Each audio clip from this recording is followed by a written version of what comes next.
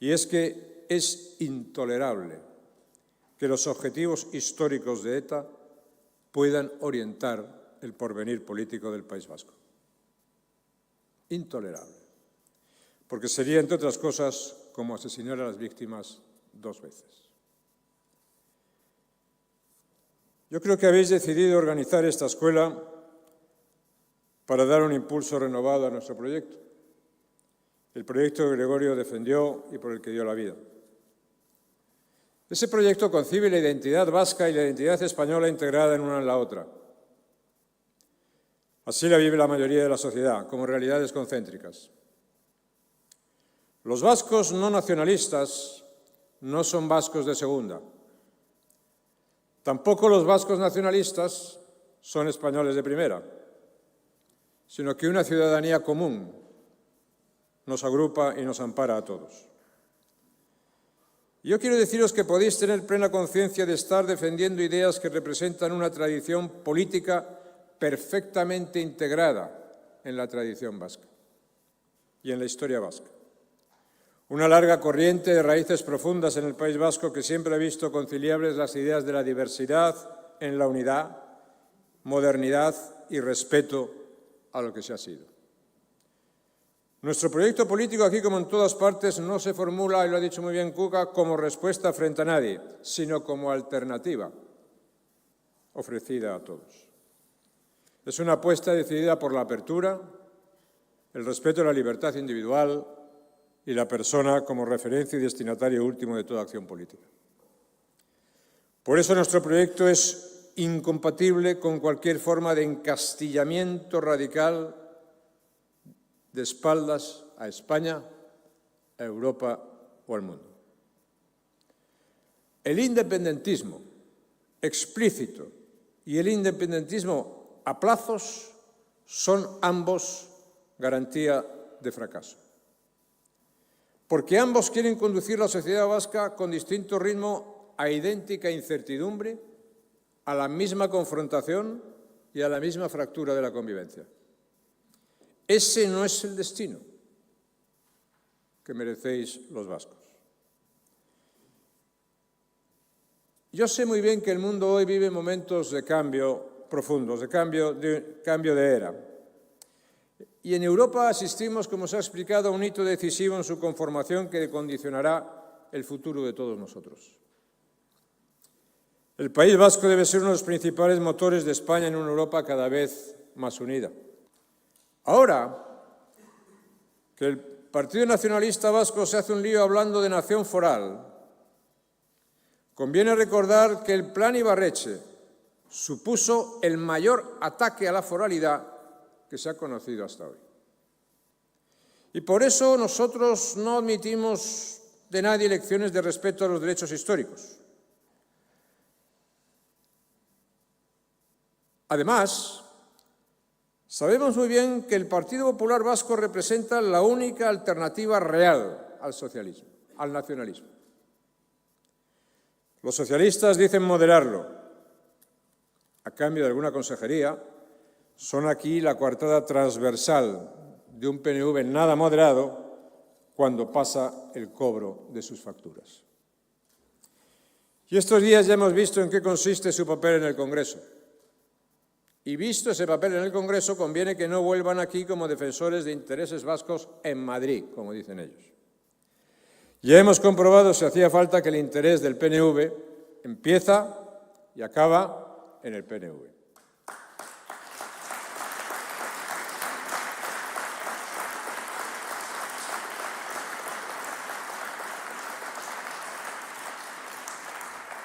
Hablando de vivienda, empieza y acaba en el PNV hasta en materia inmobiliaria. La polémica del palacete parisino es una ilustración perfecta de lo que comparten nacionalismo y sanchismo. Ambos confunden gobierno y partido, interés general y provecho propio. Y por eso conviene decir que ni el País Vasco es un bachoqui, ni el resto de España una finca particular.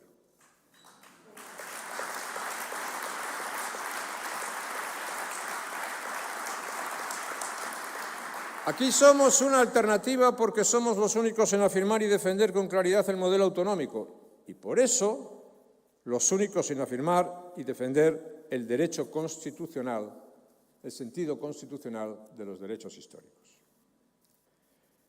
Los derechos históricos que no son cualquier cosa que diga el PNV, como no es cualquier cosa su principal concreción, que es el concierto económico. El concierto económico viene de Cánovas del Castillo. Exactamente viene de Cánovas del Castillo, no del bosque ancestral. El nacionalismo se las arregla para confundir la historia con el mito, mientras se resiste a aceptar que antes de Sabino Arana ya había vascos y que además no eran nacionalistas.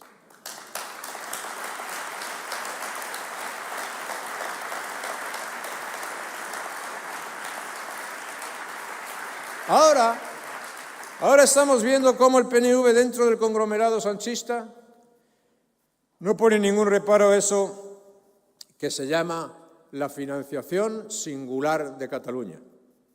Es decir, que acepta un concierto económico catalán. Por lo tanto, no pone reparos a falsear la disposición adicional primera de la Constitución.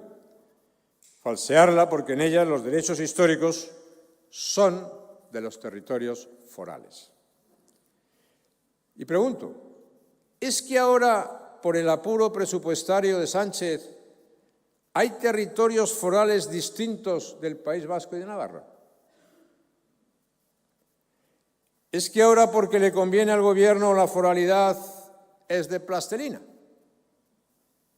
¿Y eso lo apoya el PNV? El falso foralismo será todo lo maleable que quiera, pero el nuestro, el auténtico, el constitucional, sin duda no lo es. A los nacionalistas la disposición adicional mencionada les sirve lo mismo para hablar de derecho a decidir y autodeterminación que para defender la condición foral de Tarragona. Y amigos, es hora de decirle al nacionalismo vasco que la disposición adicional de la Constitución no es lo que al PNV le da la gana, sino lo que dispuso la voluntad constituyente en 1978.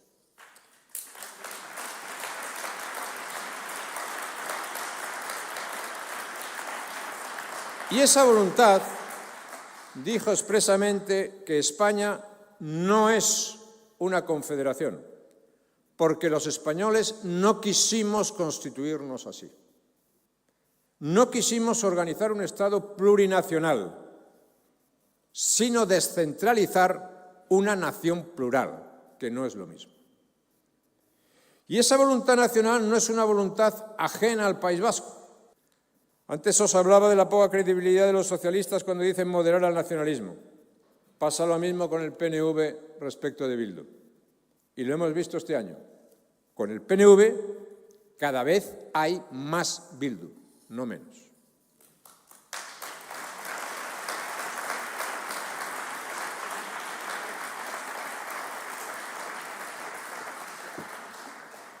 El PNV es el mal refugio ante el ascenso del nacionalismo radical.